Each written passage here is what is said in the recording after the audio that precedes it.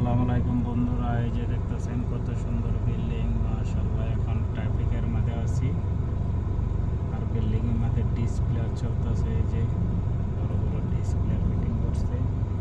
এখন আছি বড় বিল্ডিং এর পিছনেই। এখন কাজ শেষ হলো ইনশাআল্লাহ।